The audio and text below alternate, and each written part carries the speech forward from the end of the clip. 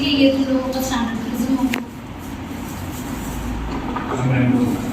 Rainbow white light से तो बनता है, और यहाँ पर ना वाइट लाइट जो है बड़ा ही फेजेस है। बहुत ज़्यादा अगर फैला हुआ रहेगा ना तो इतना प्रॉपर आ नहीं पाता है, बहुत शार्प लीन चाहिए। तो ये भी हमारा एक और लेजर है, बट इसमें जो वाइट लाइट है ना वो शार्प बीम में नहीं है। ये वाला तुम देख रहे हो बहुत ज़्यादा शार्प बीम नहीं है, इसलिए बहुत प्रॉपरली इसमें आ जाएंगे। ये रेड वाला शार्प है, बट वाइट बीम जो है ना वो थोड़ा सा स्प्रेड आउट है, एकदम शार्प बीम नहीं है। तो फिर तो वो देख सकता था। तो ये तुम लोगों का प्रिज्म होगा, दिख रहा है? थोड़े से गले के जा ठीक है। ये तुम लोगों का लेवलर होता है, ये जितना सेंटर पे रहेगा उतना लेवल रहेगा। अगर ऊपर नीचे रहेगा तो ये बबल जो है वो तुम्हारा साइडवेज रहेगा, तो इसको हमने ऑलरेडी एडजस्ट करवाना है इसके थ्रू, है ना? हाँ, पानी का बॉटल ये थोड़ा ज़्यादा छोटा सा मार्क्स ऑलरेडी मार्क किया हुआ है, तो इसलिए ज़रा सा बेटर है, वरना अपना मिरिंडा का बोतल भी लगेगी, है ना? तो इस तरीके से हम लोग ये वाले स्क्रू से जो है एडजस्ट करके, वो देखो अगर मैं इसको ओपन कर रही हूँ, ये लेफ्ट शिफ्ट हुआ है ना? तो इसी के मदद से जो है लेवलर की मदद से जब तक ये सेंटर पे नहीं आ जाता है तब तक हम लोग इसको लेवल करते हैं और दोनों तरफ से देख लेते हैं, क्योंकि इतना बड़ा स्टिक है ना, तो दोनों तरफ से इसको देख लेते हैं। यहाँ पर भी लेवल नहीं लग रहा है, इस वाले स्क्रू पर जस्ट ऊपर नीचे उधर शिफ्ट हो जाना। हाँ, तो इस तरफ वेरी गुड। हाँ है ना, है कि नहीं? अब ये लेवल हो गया। इसके बाद अब तुम लोग यहाँ पर एक्सपेरिमेंट कर सकते हो, ठीक है? यहाँ पर हम लोग एक्सपेरिमेंट करते हैं लेंस का फोकल लेंथ निकालने का, इस तरीके के एक्सपेरिमेंट्स करते हैं। तो ये तुम्हारा कौन? हाँ, ये वाला तुम लोगों ने करा होगा 11th नहीं 10th में किया, 10th में करेंगे। 10th तुम लोग 10th तो फर्स्ट वेव ऑलरेडी आ गया। तुम लोग 9th से 10th में जब जा रहे थे तब, ठीक है? इस तरीके से हम लोग फिक्स कर देते हैं और उसके बाद इस स्क्रू की मदद से इसको हमने फिक्स कर दिया। ऑलराइट, इसको जिस भी हाइट पर रखना है उस हाइट पे ला करके इसको स्क्रू की मदद से इसको ओपन किया। इसको जिस भी हाइट पर रखना है उस हाइट पर इसको इस तरीके से हम लोग फिक्स कर देते हैं, ठीक है? फिर एक नीडल होता है हमारा ऑब्जेक्ट नीडल, एक नीडल हो जाता है हमारा इमेज नीडल, ठीक है?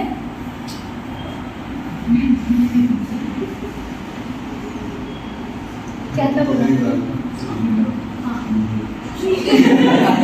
नीडल बोला था ये लास्ट में नीडल। ओके, इसको थोड़ा सा घुमा देते ताकि सीधा सीधा रहे। एंड इसके ऑलमोस्ट ना सेंटर पर हम लोग इस नीडल की टिप को लाने का कोशिश करते हैं रफ में। ऑलराइट, एंड उसके बाद फिर इस नीडल को भी जो है हम लोग इस तरीके से फिक्स कर देते हैं स्क्रू की मदद से, ठीक है?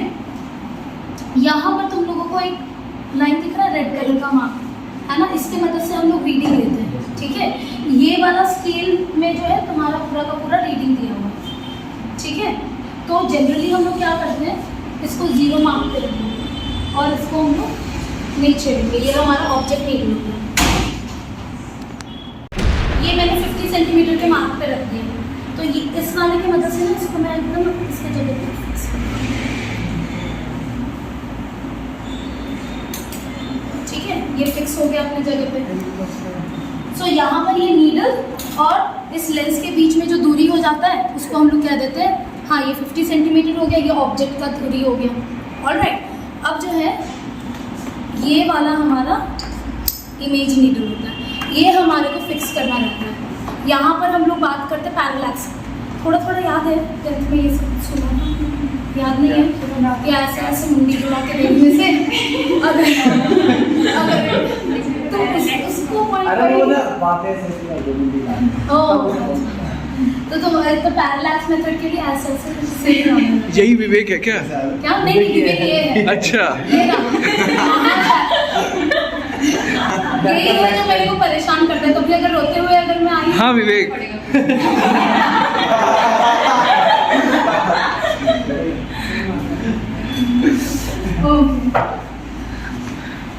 सो ये साक्षी ये वो सुंदर हैंडराइटिंग वाली। Okay okay. और सिंचुई कहाँ है? अच्छा ओके। मैम तुम लोग की खूब बढ़िया मिमिक्री करती है।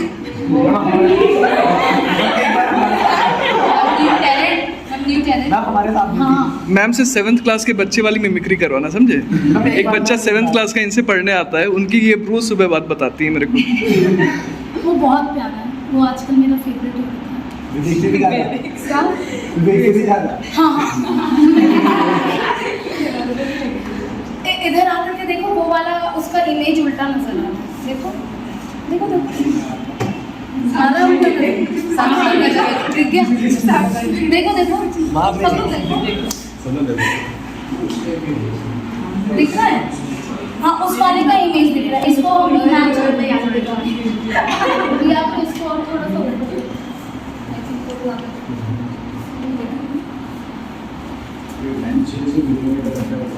हाँ उल्टा दिख रहा है ना। देखो तो अच्छा, इसमें रिकॉर्ड हो पा रहा है क्या? इसमें रिकॉर्ड हो पा रहा है ये मतलब? इमेज अच्छा इसमें से इसमें हाँ हाँ मैं देख रही हूँ, ये देख रहा था ना इसलिए। हाँ दिख रहा है। तो यहाँ पर इसको कैमरा को भी हिलाने पे तुम देख रहे हो कि इमेज का डिस्टेंस, ऑब्जेक्ट नीडल और इमेज के बीच का जो डिस्टेंस है वो बार बार करके चेंज होता जा रहा है। पैरेलैक्स को अगर हम लोग हटा देंगे ना तो यही डिस्टेंस जो है तुम्हारा चेंज नहीं होगा। समझ रहे हो? आइडिया लग रहा है?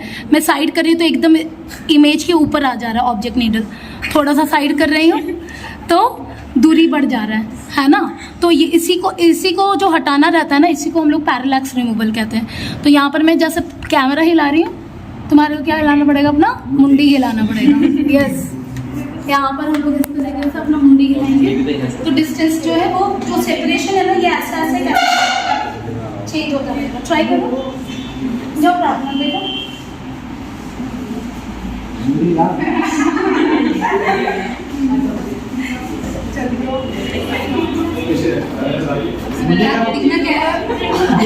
इसका उल्टा इमेज नहीं नजर आ रहा। उल्टा इमेज इसको नहीं देखना, इमेज कैसे उल्टा दिख रहा है।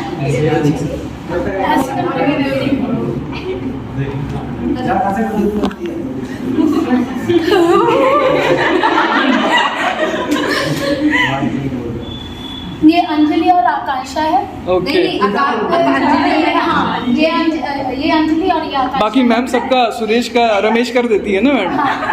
एकदम आदित्य और आर्यन का। आदित्य इसको आर्यन इसको आदित्य में बोलते रहती हूँ। ये लोग दोनों अंजलि और आकांक्षा ये लोग बहुत ज़्यादा इनको इम्पोर्टेंट है।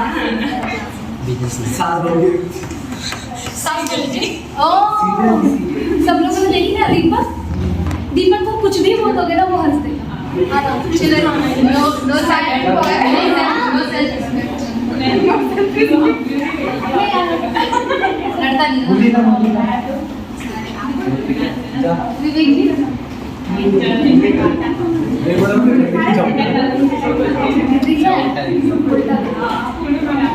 दीपक ये पंकज देख लिया? देख लिए? ठीक है। सो अब अगर हमारे को पैरेलैक्स रिमूव करना है ना तो मेरे को ये मेक श्योर करना है कि इमेज इस तरीके से दिख रहा है, ऑब्जेक्ट ऐसा है, इन दोनों के बीच का डिस्टेंस चेंज ना हो। अगर मैं सिर हिला रही हूँ तो ये दोनों एक साथ मूव करें, ये मेरा टारगेट रहता है। इन दोनों के बीच का सेपरेशन इस तरीके से चेंज ना होता रहे, ये हमारे को मेक श्योर करना रहता है। तो तब तक जो है मैं इसको एडजस्ट करूँगी।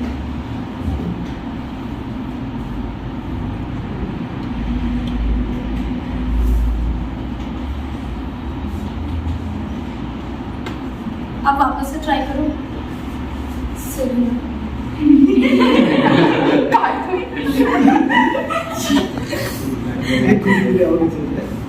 हाँ हम लोग एक कुर्सी भी देखते हैं जो ऑलरेडी स्टूडेंट जो बैठेगा वहाँ पे वो हाँ उनकी इक्वल डिस्टेंस होगा ना? तुम्हारा डिपेंड करेगा फोकल लेंथ के ऊपर। ठीक है, तो अभी तुम्हारा ये इमेज और ऑब्जेक्ट जब तुम सिर हिला रहे हो दोनों साथ में मूव कर रहे हैं कि नहीं, यही हमारे को करना रहता है। समझ रहे हो? सब लोग चेक करो।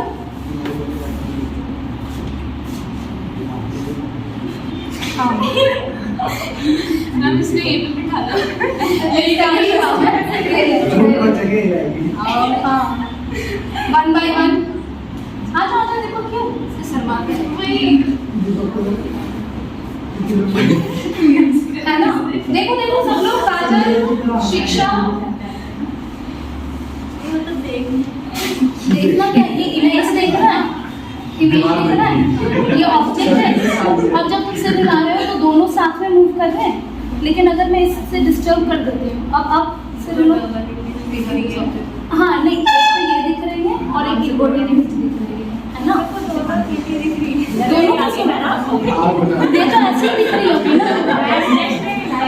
ये तो तुम्हारी तो ऐसे ही दिख रही होगी ना।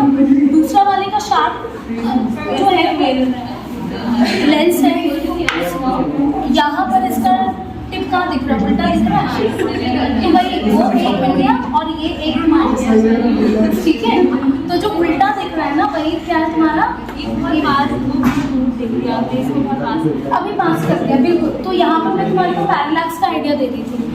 तो यहाँ पर अगर तुम सिर हिलाओगे ना तो दोनों तो हिलेगा, ये भी हिलेगा और जो तुम्हारा इमेज है वो भी हिलेगा। बस दिक्कत क्या रहता है तुम्हारा, दोनों के बीच का डिस्टेंस जो है वो कांस्टेंट नहीं रहता है।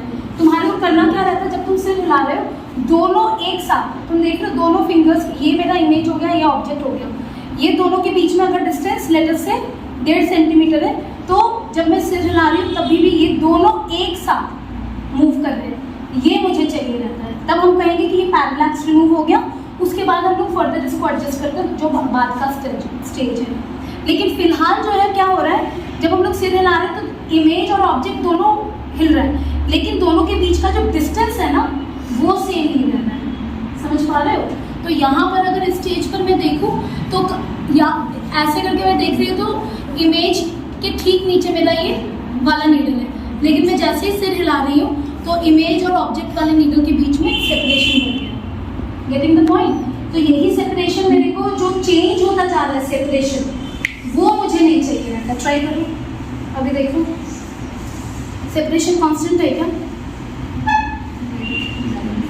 नहीं है ना कांस्टेंट, तो उसी को मुझे अब एडजस्ट करना है। नेक्स्ट में बताऊँ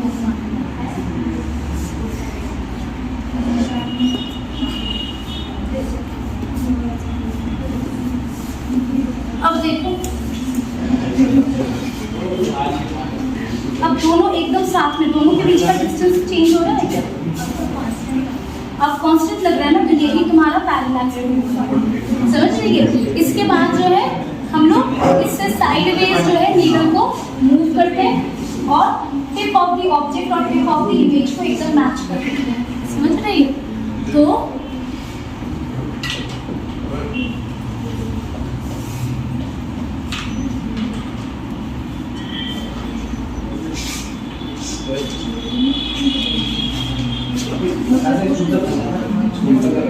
देखो तो इसको टिप ऑफ द ऑब्जेक्ट और इमेज के बीच में डिस्टेंस बढ़ रहा है कि कम हो रहा है? कम हो रहा है। एकदम मैच करवाना है। अभी बढ़ रहा है कि कम हो रहा है? बढ़ रहा है।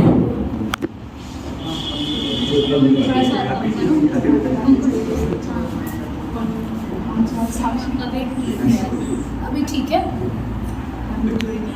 चोरी कर रहा है।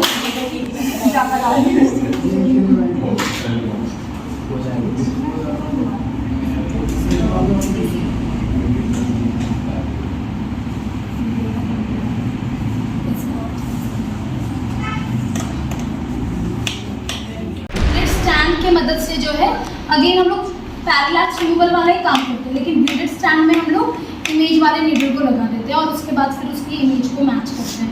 तो उसके थ्रू मतलब कि ऑप्टिकल बेंच का तुम्हारा 5 से 6 एक्सपेरिमेंट रहेंगे, पोटेंशियोमीटर का तुम्हारा 2 एक्सपेरिमेंट रहता है और मीटर ब्रिज का भी 2-3 एक्सपेरिमेंट रहता है। ये इसके वजह से हम लोग सेल बनाएंगे जो तुम लोग केमिस्ट्री में पढ़ते हो, लैग्रांज सेल। अभी तक नहीं पढ़ा है तो तुम लोग पढ़ोगे, है ना? है ना? तो इसमें जो है इसकी मदद से जो ये एक दो इलेक्ट्रोड, हाँ वो उसी पोरस फिल्टर जैसे हमारा रहता है, ये पोरस सब्सटेंस रहता है, ये एक हमारा मतलब कि ये दो इलेक्ट्रोड हो जाते हैं, समझ लो, पोटेंशियल डिफरेंस क्रिएट करने के लिए। तो अंदर केमिकल रिएक्शन इस तरीके से होता है सच दैट कि हमारे पास एक कैथोड और एक एनोड है ना, पोटेंशियल डिफरेंस हमारा बैटरी के अक्रॉस। ये एक हम लोग बैटरी बनाते हैं, बाकी सब तो बैटरीज जैसा हम लोग ड्राई सेल वगैरह देखते हैं, एक ड्राई सेल भी है, तो इनका हम लोग खुद से ये बैटरी बनाएंगे। फिर इस बैटरी का ईएमएफ क्या है वो हम लोग डिटरमिन करते हैं with the help of potentiometer. और बैटरी का भी जो है तुम्हारा इंटरनल रेजिस्टेंस रहता है, तो उस इंटरनल रेजिस्टेंस को भी हम लोग डिटरमिन करते हैं with the help of a known battery. एक बैटरी हमारे पास रहेगा जिसका ईएमएफ पता है, और जो बैटरी हम लोग बनाएंगे उसका ईएमएफ हमारे को आइडिया नहीं रहता है, तो कंपेयर करके जो है हम लोग ईएमएफ निकालते हैं अननोन बैटरी का, और इसका फिर हम लोग इंटरनल रेजिस्टेंस भी निकालेंगे, ठीक है? तो इस तरीके से। और अच्छा, ये सारे तुम्हारे एलईडी है, एलईडी छोटे छोटे क्या से जलाना पड़ता है? हाँ अच्छा, है ना, ये छोटे छोटे तुम्हारे एलईडीज, लाइट एमिटिंग डायोड। ये सारे जो है ना तुम लोग एकदम लास्ट चैप्टर में पढ़ने वाले हैं, सेमीकंडक्टर डायोड्स। तो ये वाले जो डायोड्स है ना वो लाइट एमिट करते हैं, ऑलराइट। इसी वजह से जो है इनके चारों तरफ एक ट्रांसपेरेंट कवर है ताकि लाइट इससे निकल सके एंड हम लोग इसको ऑब्जर्व कर सके। तो ये छोटे छोटे तुम्हारे एलईडीज हैं, ठीक है? और उसके बाद जो है हम लोग एक अननोन वायर का रेजिस्टिविटी भी निकालने का एक एक्सपेरिमेंट करेंगे। तो इसमें से हम लोग एक नोन लेंथ का वायर निकाल लेंगे, इसका रेजिस्टेंस निकालते हैं, फिर हमारे पास स्क्रू गेज होता है और उसके बाद फिर वर्नियर कैलिपर होता है। मेनली इसका डायमीटर को डिटरमिन करने के लिए जो है हम लोग स्क्रू गॉज यूज़ करते हैं। ध्यान है क्या? है ना, क्या 11th में किया है ना। तो स्क्रू गॉज की मदद से जो है हम लोग इस वायर का डायमीटर मेजर करते हैं, लेंथ को हम लोग मीटर स्केल की मदद से मेजर कर लेंगे। और जो मैंने तुम लोग को मीटर ब्रिज दिखाया था, है ना, जिसमें अननोन रेजिस्टेंस निकाल पाते हैं। तो R is equal to rho L by A, याद है क्या? 10th में तुम लोगों ने कर रखा है, R is equal to rho L by A, है ना। तो रेजिस्टिविटी निकालने के लिए हम लोग क्या करेंगे, इसका रेजिस्टेंस निकाल लेंगे with the help of meter bridge. Length हमारे को पता रहेगा, मीटर स्केल से हम लोग मेजर कर सकते हैं। और डायमीटर के लिए जो है हम लोग स्क्रू गॉज यूज़ करेंगे। डायमीटर तुम्हारे को पता चल जाएगा तो एरिया निकाल सकते हैं। तो rho L by A is equal to R, resistance हमारे को ऑलरेडी पता है, तो इस फॉर्मूला की मदद से जो है हम लोग रेजिस्टिविटी निकालते हैं। ऑलराइट, तो इस तरीके के जो है हम लोग बहुत सारे एक्सपेरिमेंट्स कर सकते हैं यहाँ पे। क्लियर है? तो जब तुम लोग का करंट इलेक्ट्रिसिटी शुरू होगा ना, तब तुम लोग और अच्छे से रिलेट कर पाओगे इन सारे इंस्ट्रूमेंट्स के साथ, है ना। उन सब में हम लोग इनका ही जो है पूरा प्रैक्टिकल यूसेज देखने वाले हैं। मीटर ब्रिज, पोटेंशियोमीटर, रेजिस्टिविटी निकालने का काम करेंगे। तो उन सब में तुम लोग और अच्छे से इनको एनालाइज कर पाओगे। एक और चीज़ है, तो सिंपल जैसे इसमें लिखा हुआ है 4 ओम, ऑलराइट। तो ये 4 ओम का रेजिस्टेंस है, इसमें पॉइंट वायर्स रहते हैं। तो ये नहीं, ये बैटरी टाइप नहीं है, ये तो तुम्हारा रेजिस्टर होगा जिसका रेजिस्टेंस हम लोग निकालते हैं, जिसको इस तरीके से जिगजैग लाइन से शो करते हैं ना। तो ये छोटे छोटे रेजिस्टेंसेज हैं, ऑलराइट। और उसके बाद जो है तुम लोग एक कलर कोड रेजिस्टेंस भी पढ़ने वाले हैं। पढ़े हो क्या? आइडिया है क्या? स्कूल में बताया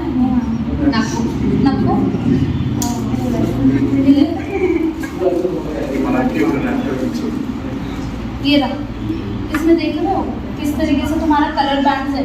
तो ये जैसे कि तुम्हारा ब्राउन है, फिर ब्लैक है और उसके बाद फिर गोल्डन है, ऑलराइट। ये पूरा का पूरा ग्रे बॉडी का है। बाकी जो है इसमें 4 कलर बैंड्स हैं। तो ये सारे कलर बैंड्स के मदद से जो है हम इनका रेजिस्टेंस निकाल पाते हैं, ऑलराइट। सो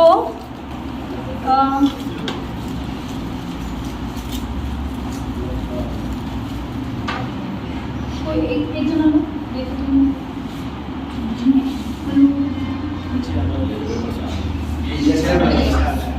ये कलर कोड हाँ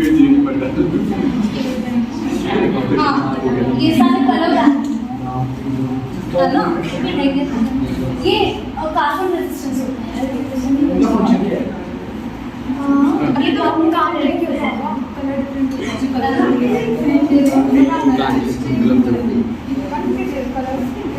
कलर से ना थोड़ी कम करते हैं, जैसे ब्राउन का हर एक कलर का जो है ना एक नंबर एसोसिएटेड है, बी डॉट मतलब पूरा का पूरा एक सीक्वेंस